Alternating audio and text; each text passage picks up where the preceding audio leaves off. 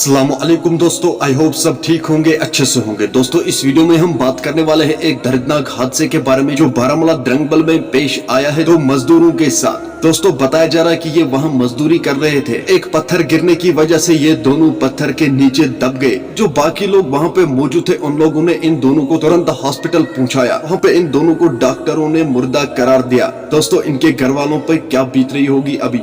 अल्लाह ताला से दुआ करना इन दोनों को जन्नत में आला से आला दर्जा अता करे और इनके घर वालों को सब्र दे। चलो दोस्तों पहले हम इस वीडियो को देखते हैं। उससे पहले आप सभी से मेरी ये गुजारिश है, मेहरबानी करके अपने भाई की चैनल को जरूर सब्सक्राइब करना और बेल आइकन को भी साथ दबाना ताकि जब भी मेरा नया वीडियो अपलोड हो जाएगा सबसे पहले वो आपके पास आ जाएगा। चलो दोस्तों पहले हम इस वीडियो को देखते हैं, उसके बाद हम बात करते हैं। बारामूला के द्रंगबल इलाके में आज कानकनी के एक वाक़े के दौरान दो मजदूर जो है वो जाँ भाग हो चुके हैं, जिनकी शिनाख्त हिलाल अहमद के तौर पर हुई है और दूसरे की शिनाख्त जफर अहमद के तौर पर हुई है। एक का ताल्लुक जहनपोरा से है और दूसरे का द्रंगबल बारामूला से है।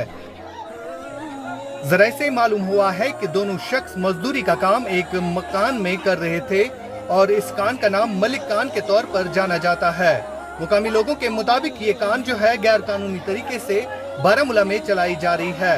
वजह रही कि बारामूला में कई एक जगहों पर गैर कानूनी तरीके से कानकनी का काम चलाया जा रहा है, जिसके हवाले से मुकामी लोगों ने कई बार महकमा माइनिंग डिपार्टमेंट से राब्ता किया, लेकिन आज तक माइनिंग डिपार्टमेंट इस गैर कानूनी काम को रोकने में फिलहाल नाकाम हो चुकी है।